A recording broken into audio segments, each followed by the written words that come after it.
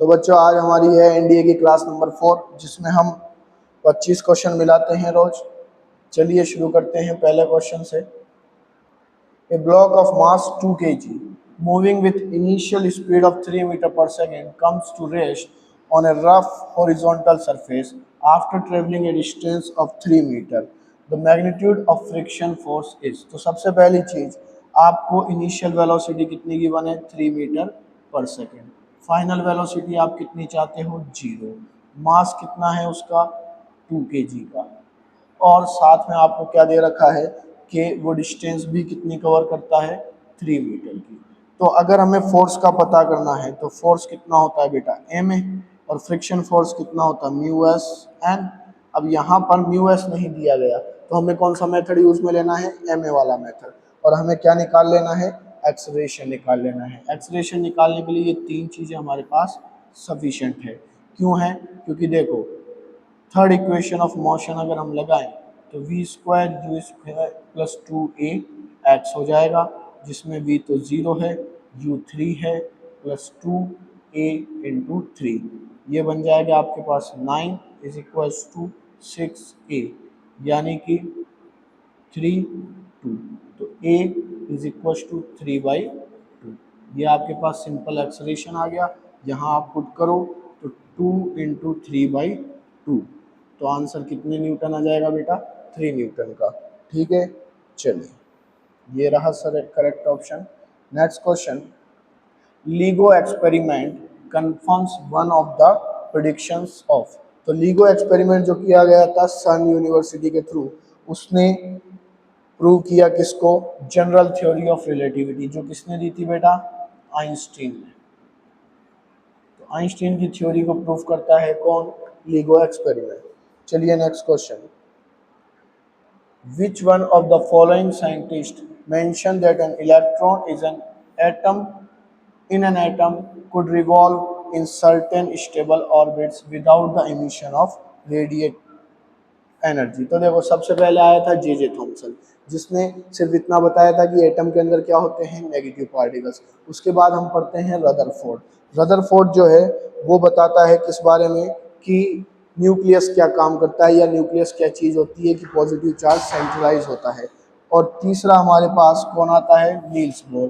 Niels Bohr ही बताता है किसके बारे में बेटा इलेक्ट्रॉन एंड दियर ऑर्बिट्स के बारे में। किसके बारे में इलेक्ट्रॉन एंड दियर ऑर्बिट्स के बारे में कौन बताता है नील्स बोर बताता है। चलिए अगला question, which one of the following statement with regard to the phenomena of primary rainbow formation by the water droplets is correct। तो प्राइमरी और सेकेंडरी दो टाइप के हमारे पास रेनबो होते हैं। जब भी प्राइमरी रेनबो बनेगा तो लाइट होगी रिफ्रैक्ट TIR और फिर रिफ्लेक्ट, और सेकेंडरी रेनबो के लिए ये हो गया बेटा प्राइमरी और दूसरा हो जाएगा हमारे पास सेकेंडरी। सेकेंडरी रेनबो की मैं बात करूं तो उसमें पहले लाइट होगी रिफ्रैक्ट, फिर TIR, फिर एक और बार TIR और फिर एक और बार रिफ्रैक्ट हो जाएगी। तो दो बार रिफ्रैक्शन दो बार TIR सेकेंडरी रेनबो, एक दो बार रिफ्रैक्शन एक बार TIR, ये क्या हो गया प्राइमरी रेनबो। हमेशा नीचे वाला होता है प्राइमरी और ऊपर वाला होता है सेकेंडरी। ठीक है, तो अब हमको पता करना है स्टेटमेंट का, तो स्टेटमेंट पढ़ते हैं। It involves refraction and one internal reflection of sunlight. बिल्कुल सही है, it involves refraction of sunlight only. तो सिर्फ रिफ्रैक्शन नहीं होता, गलत स्टेटमेंट है। It is formed as the inner bow, ये बताया आपको अंदर बनता है। इट में involve more than one internal reflection, तो ये गलत हो गया भैया। तो सही कौन सा है 1 and 3। तो 1 and 3 हमारे पास क्या हो जाएगा भैया करेक्ट हो जाएगा। The next question is for human eye, where u is the distance of an object from the eye, f is the focal length of the eye lens, v is the distance of image from the eye, which is the correct graph। तो देखो कोई भी human आई अगर हम लेंगे तो image हमेशा कहाँ बनेगी रेटिना पे, यानी कि ह्यूमन आई के लिए v हमेशा क्या रहेगा बेटा कांस्टेंट रहेगा, उसकी इमेज एक ही पॉइंट पे बन जाएगी। दूसरी बात u तो क्या होता है हमेशा वेरिएबल, आप ऑब्जेक्ट को कितना भी दूर रख सकते हो। ह्यूमन आई की स्पेशलिटी है कि उसकी फोकस लेंथ भी कैसी होती है बेटा, चेंज होती रहती है। क्यों? ताकि वो बार बार इमेज को एक ही जगह बना ले। तो अब हमें ग्राफ की बात करनी है, तो v तो चेंज होगा ही नहीं f के साथ, तो ये ग्राफ बनेगा ही नहीं। अगर बनता तो कैसा बनता? स्ट्रेट लाइन बनता। ठीक है, v और u अब यहाँ दोनों चेंज हो रहे हैं, तो v कभी चेंज होगा नहीं। ह्यूमन आई के रेफरेंस में बात कर रहे हैं हम। ठीक है, यहाँ भी दोनों चेंज हो रहे हैं, तो बचा क्या हमारे पास? ये वाला एफ और यू वाला। जैसे जैसे आप यू बढ़ाओगे, एफ भी क्या होती जाएगी? इंक्रीज होती जाएगी, ताकि इमेज वही फॉर्म हो जाए। अगर यही क्वेश्चन नॉर्मल लेंस के लिए पूछा जाता, तो उसमें हम किसको कांस्टेंट लेते? एफ को, और क्या वेरिएबल होता? यू एंड वी, और तब आपके पास ग्राफ बनता कुछ ऐसा, लीनियरली इंक्रीज हो जाता। ठीक है, चलिए, तो क्वेश्चन वाइज चीजें वेरी कर जाती हैं। ए माइक्रोस्कोप में भी कॉम्बिनेशन ऑफ, तो माइक्रोस्कोप में क्या बनाते हैं हम? दो कॉन्वेक्स लेंस लेते हैं। छोटा वाला कौन सा होता है बेटा? ऑब्जेक्ट पीस, और बड़ा वाला होता है आपका कौन सा? आई पीस। दोनों ही कैसे लेंस है बेटा? कॉन्वेक्स लेंस है। तो इसके अंदर पूछा गया है कॉन्वेक्स और कॉन्वेक्स मिरर, तो मिरर नहीं होगा। टू कॉनकेव लेंस, ये भी गलत है। टू कॉन्वेक्स लेंस, ये एकदम क्या हो जाएगा? करेक्ट। और कॉन्वेक्स लेंस और कॉनकेव लेंस गलत हो गया। अब देखो, consider the following electrical circuit. ठीक है, ये एक आपको सर्किट दे रखा है। यहाँ 5 ओम रेजिस्टेंस है, यहाँ भी 5 ओम है, यहाँ 0 है, यहाँ 10 है, और यहाँ 10, और एक बैटरी लगा दी हमने कितने वोल्ट की? 10 वोल्ट की। The current in the circuit amount. अब यहाँ मिस्टेक क्या होगी कि आप ये 10 को 5 बना लोगे, और 5 10 और 15 कर दोगे, जबकि यहाँ आप देखो कितना रेजिस्टेंस है? 0। तो करंट कभी इन दोनों ब्रांचेज में जाएगा ही नहीं।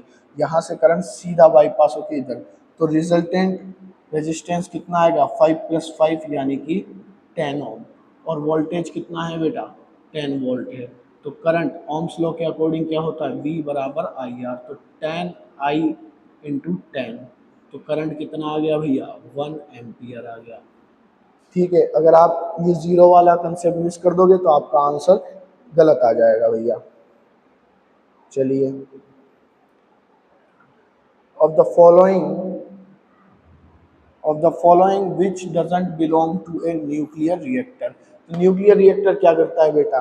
न्यूक्लियर रिएक्टर के अंदर हम एक यूरेनियम लेते हैं और उसके अंदर न्यूक्लियर फ्यूजन कराते हैं, और उससे हम एनर्जी जनरेट करते हैं। तो हीट एक्सचेंजर क्या करेगा? जो एनर्जी जनरेट हो रही है उसको वाटर तक सप्लाई कर देगा। ए रिएक्शन चेम्बर, जिसमें यूरेनियम का फ्यूजन होगा। A mechanism to reduce CO2, अब CO2 का यहाँ कुछ लेना देना ही नहीं है। और ए टरबाइन, टरबाइन क्या करेगा? इलेक्ट्रिसिटी जनरेट करेगा। तो कौन पार्ट नहीं है? इमिशन ऑफ CO2 पार्ट नहीं है। If the block P as shown in the figure below were to be at rest, what should be the magnitude of force F। तो अगर हम इस ब्लॉक को रेस्ट में रखना चाहते हैं, तो इस पे F नेट टोटल फोर्स कितना होना चाहिए भैया? 0। अब इधर टोटल फोर्स कितना लग रहा है? 25 न्यूटन का। तो इधर भी टोटल फोर्स कितना लगना चाहिए? 25 न्यूटन का। तो सिंपल है, 17 तो लग रहा है, कितना बच गया हमारे पास? 8 न्यूटन। तो एफ का वैल्यू कितना हो जाएगा? 8 न्यूटन हो जाएगा। तो अब देखो अगला क्वेश्चन। तो अब देखो, consider the two statement given below. Statement first, infrared waves are also called heat waves. बिल्कुल ठीक है, क्योंकि ये थोड़ा हीटिंग करती है। Water molecules readily absorb infrared wave, ये भी सही बात है। ठीक है, अब देखो, both the statement are individually true but statement 2 is not the correct explanation of the statement। बिल्कुल सही बात है, दोनों स्टेटमेंट अपनी जगह एकदम करेक्ट है, लेकिन जो वाटर की एब्जॉर्प्शन है वो इस बात को डिनोट नहीं कर रही कि भैया इंफ्रारेड वेव को हीट वेव बोला जा सकता है। चलिए अगला क्वेश्चन देखते हैं। A metallic bob X of mass m is released from position. It collides elastically with another identical bob Y। Identical का मतलब क्या हुआ बेटा? कि इन दोनों का मास क्या है? सेम। और जब भी सेम मास के ऑब्जेक्ट इलास्टिक कोलिजन करते हैं, तो उनकी वेलोसिटी आपस में क्या हो जाएगी? एक्सचेंज हो जाएगी। ठीक है, अब आगे देखो question. Placed at the rest at position B on a horizontal frictionless table, the angle AOB is 30 degree. यहाँ पर एंगल कितना दे रखा है? 30 degree. How high does the bob X rise immediately after the collision। तो भैया मैंने क्या बताया कि दोनों का मास सेम है, तो दोनों की वेलोसिटी क्या हो जाएगी? एक्सचेंज। तो ये किस पे था? पहले रेस्ट पे, तो अब ये किस पे आ जाएगा? रेस्ट पे आ जाएगा और ये उसी वेलोसिटी से चलेगा जितनी वेलोसिटी किसकी है, एक्स की। तो एक्स क्या हो जाएगा भैया, स्टॉप्स एट पोजीशन बी हो जाएगा। चलिए, विच one of the following about different frictional force is correct. तो फ्रिक्शनल फोर्स की बात करें तो हमारे पास तीन टाइप का फ्रिक्शनल फोर्स होता है, एक होता है स्टैटिक, एक होता है काइनेटिक और एक होता है रोलिंग। जब पहिया घूमता है तो उस पर लगने वाला। सबसे कम कौन सा होता है, रोलिंग, और सबसे ज़्यादा कौन सा होता है, स्टैटिक फ्रिक्शन। ठीक है, तो ये आपके पास करेक्ट ऑप्शन हो गया। Next question, which one of the following statements regarding simple pendulum is correct. Simple pendulum has a time period independent of the amplitude. तो हमने जैसा पिछली क्लास में भी पढ़ा था कि टाइम पीरियड कितना होता है सिंपल पेंडुलम का, 2π√L/में जी होता है, जिसमें हम इसका एम्पलीट्यूड कहीं भी यूज में नहीं लेते। लेकिन ये सिर्फ किसके लिए अप्लाई होता है बेटा, स्मॉल एम्पलीट्यूड्स के लिए। अगर ज़्यादा बड़ा एम्पलीट्यूड रहेगा पेंडुलम का तो उसका टाइम पीरियड फिर उसके एम्पलीट्यूड पर डिपेंड करेगा। Next question, a ball of 0.1 kg mass is dropped on a hard floor from a height of 0.45 metre and rises to a height of 0.2 metre. तो आपने एक बॉल को लिया hard floor from a height, कितनी height से drop किया बेटा, 0.45 metre से, और ये कोलाइड करके वापस रिबाउंड कर गई कितने मीटर तक, 0.2 मीटर तक। ठीक है, if it was in touch with the floor for 0.1 second, the net force is applied on the floor while bouncing is। ठीक है, तो इसका वेट भी आपको दे रखा है कितना, 0.1। अब इस क्वेश्चन को करने के मेथड है दो। पहला मेथड है ये कि H2/H1 इज इक्वल टू होता है E² और V/U इज इक्वल टू होता है E, यानी कि H2/H1 बराबर V/U और इसका क्या कर देंगे, अंडर रूट। H2 क्या है कि जब ये रिबाउंड करेगा तो कितनी हाइट तक जाता है, और H1 क्या है कि ये पहले कितनी हाइट से आया था। V जब ये रिबाउंड करेगा वापस जाएगा तो क्या वेलोसिटी रहेगी, U जब ये कोलाइड कर रहा था तो क्या वेलोसिटी इसकी रहने वाली है। ठीक है, तो अपने पास 0.20/0.45 का हम कर देंगे अंडर रूट V/U। ये यहाँ से हो जाएगा बेटा कैंसिल और ये इससे काट देंगे हम 4 और 9 बार, यानी कि 2/3 किसका वैल्यू आ जाएगा, V/U का। अब इससे हमको क्या निकालना पड़ेगा, delta P, change in momentum, जो कि बहुत लेंथी हो जाएगा। उससे शॉर्टकट क्या है बेटा, सबसे शॉर्टकट ये होगा कि V बराबर यहाँ पर V1 बराबर तो आप लिख दोगे 2GH1 और V2 बराबर आप लिख दोगे √2GH2, जिससे दोनों वेलोसिटीज़ का वैल्यू आ जाएगा। और फिर सिंपल में डेल पी लिख दूंगा कितना, m V2 माइनस V1 और डिवाइड कर दूंगा किससे, टाइम से, तो मेरे पास क्या मिल जाएगा, फोर्स मिल जाएगा। तो इसको सॉल्व करके आप कमेंट करें कि इसका आंसर क्या आएगा। ये वाला मेथड यूज़ में लेने की जगह आप ये वाला मेथड यूज़ में लेंगे। ठीक है, चलिए आगे बढ़ते हैं। Which one of the following doesn't apply to sound waves. तो साउंड वेव्स जो होती हैं फ्लूइड के अंदर, जैसे साउंड वेव अगर एयर में, फ्लूइड में, और हम बात करें किसमें, सॉलिड में, तो सबसे ज़्यादा उसकी स्पीड किसमें होती है, सॉलिड में होती है, और फ्रीक्वेंसी पे इनकी स्पीड कभी डिपेंड नहीं करती। तो पहला है they travel faster in liquid than in gas, बिल्कुल सही बात है। They transport energy, they need a medium to travel, और दे आर ट्रांसवर्स। तो जबकि कैसी होती हैं भैया, लॉन्गिट्यूडनल होती हैं। कैसी होती हैं, लॉन्गिट्यूडनल होती हैं साउंड वेव्स, जबकि ये क्या कह रहा है, ट्रांसफर। तो ये ये रॉन्ग स्टेटमेंट हो गया और रॉन्ग ही हमसे पूछा था। Escape speed from the earth is close to 11.2 kilometre on another planet whose radius is half. तो एक प्लैनेट की रेडियस जो है वो अर्थ की रेडियस की कितनी है बेटा, हाफ है। Earth radius and whose mass density, और उसकी डेंसिटी कितनी है, 4 times that of earth. Earth के कितने टाइम से, 4 टाइम्स। द एस्केप वेलोसिटी, तो अब एस्केप वेलोसिटी की मैं बात करूं तो वो होती है बेटा कितनी, √2gr। अब इस 2g को हम क्या लिख देंगे, GME/r² और इसका होल अंडर रूट चलेगा भैया। ठीक है, अब यहाँ पर हमको मास की जगह क्या लेनी पड़ेगी, डेंसिटी। तो 2g 4/3 πr³ into rho divided by R, ये कैंसिल हो गया और ये अंडर रूट हो गया, तो ये कितना हो गया भैया 8g rho pi R divided by 3 का अंडर रूट। किसको बता रहा है? एस्केप वेलोसिटी को। अब क्या पूछा है? प्लेनेट की पूछी है, तो प्लेनेट अपॉन अर्थ कर दो सिंपल, ठीक है। तो प्लेनेट के लिए आप 8g पाई और 3, ये सब तो सेम रहेगा भैया, इसमें तो कोई चेंज आएगा ही नहीं। तो रो की बात करेंगे तो प्लेनेट के लिए रो को कितना लिख देंगे हम 4 रो, और आर को कितना लिख देंगे r/2 लिख देंगे, और इसका क्या करना है हमें स्क्वायर भी करना है, ठीक है। अर्थ की बात करेंगे तो अर्थ के लिए r रो का स्क्वायर हो जाएगा, तो रो से रो कैंसिल हो गया, r स्क्वायर से r स्क्वायर, 2 का स्क्वायर 4 होता है, तो रेशियो कितना आ गया बेटा 1:1, यानी जो अर्थ की एस्केप वेलोसिटी है वही इस प्लेनेट की भी एस्केप वेलोसिटी हो जाएगी, यानी कि कितनी हो जाएगी 11.2। चलिए, a uniform metre scale of 0.24 kg is made of steel, तो एक मीटर की स्केल है जो स्टील की बनी हुई है और जिसका मास कितना गिवन है बेटा 0.2 kg है, और मीटर स्केल मतलब इसकी लेंथ कितनी है भैया, इसकी लेंथ है 1 मीटर की, ठीक है। It is kept on 2 wages, तो एक वेज यहाँ रख दिया हमने W1 और दूसरा एंड W2, ये दूसरा रख दिया weights in a horizontal position. W1 is at a distance of 0.2 from one of its end, तो एक एंड से कितना दूर है भैया 0.2 मीटर दूर है, ये मान लेते हैं, ठीक है।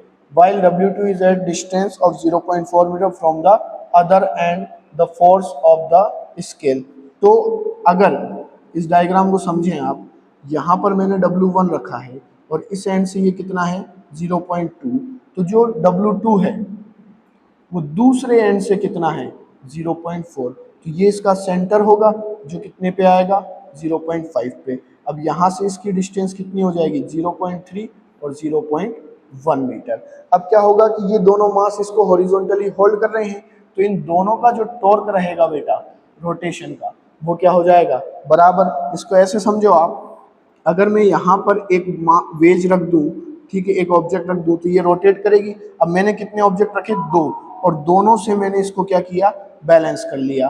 तो अगर मैं बात करूँ इसकी, तो ये कितना फोर्स लगाएगा नीचे N1 D1, और ये कितना लगाएगा N2 D2, क्योंकि देखो क्वेश्चन क्या कह रहा है कि from other end the force on the scale is N1 due to W1 and N2 due to W2, then तो आपको N1 और N2 का वैल्यू निकालना है, तो N1 D1 बराबर N2 D2, क्योंकि ये बैलेंस है, तो N1 D1 कितना ले लोगे आप 0.3 और N2 D2 कितना हो जाएगा 0.1, ये पॉइंट से पॉइंट उड़ा देते हैं, 3N1 बराबर N2 हो जाएगा।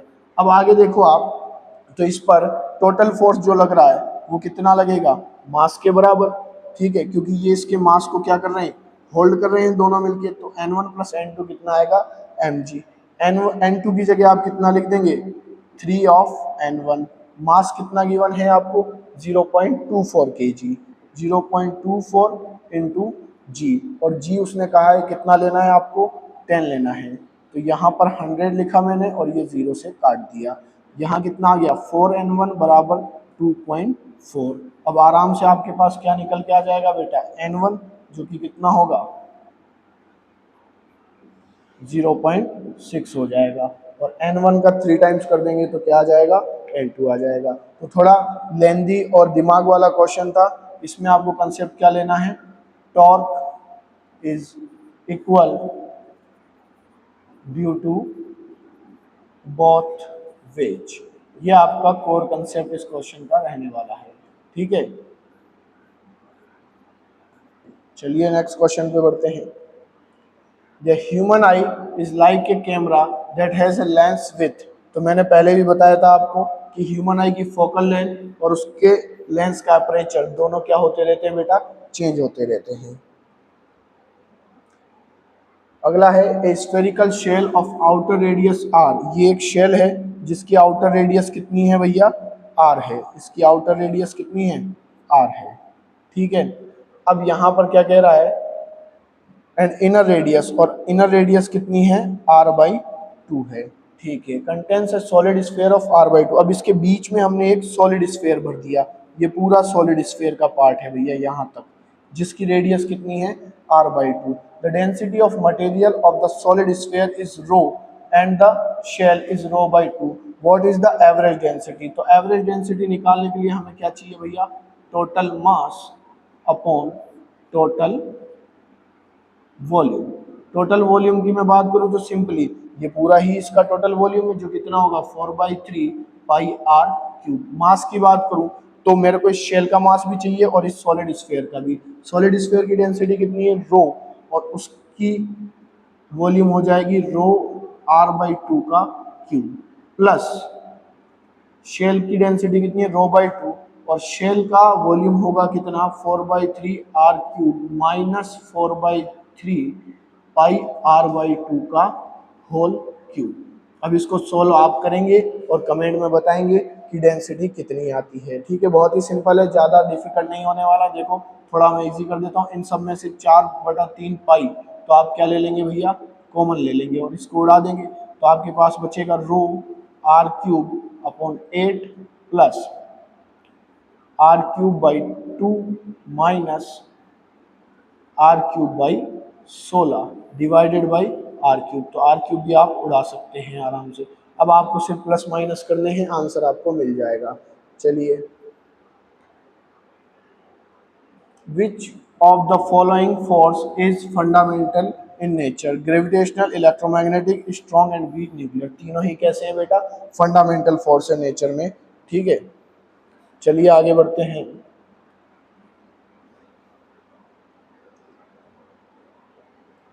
Which one of the following is best shape of a solid metal rod to form a top of a lightning conductor? तो ऐसा हमने पिछली क्लास में भी किया था कि जिस कंडक्टर की टिप कैसी होती है बेटा, शार्प होती है, वही लाइटनिंग कंडक्टर के यूज आता है।